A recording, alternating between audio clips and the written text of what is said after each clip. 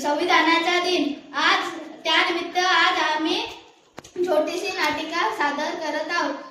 मी भारतीय नागरिक, मला समानतेचा हक्क आहे, विचार स्वातंत्र्य आणि या मातृभूमीसाठी कर्तव्य आहे. हक्क मिळाले म्हणून आनंद, पण कर्तव्य पाळली तरच देश मजबूत होईल. सात पाच भेदभाव सोडून एकतेचा मार्ग निवडूया. भेदभाव समाजाला फोडते, पण बंधुता समाजाला जोडते. म्हणून मी प्रथम मानव, मग भारतीय ही भावना अंगी बाळगूया. संविधान हा आपल्या जीवनाचा जीवनदर्शक आहे. त्यात फक्त कायदे नाही, तर न्याय, स्वातंत्र्य आणि समानता हे चार महत्त्वाचे आधारस्तंभ आहेत. हे मूल्य पाळले तरच आपल्या लोकशाही खऱ्या अर्थाने फुलेल.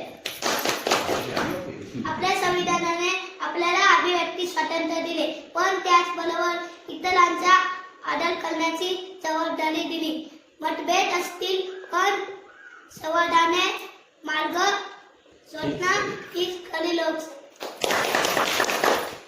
म्हणूनच गाव, शाळा, ग्रामपंचायत सार्वजनिक ठिकाणी आपण हा संदेश देऊ की संविधानाचे ज्ञान फक्त वाचण्यासाठी नाही तर जगण्यासाठी आहे.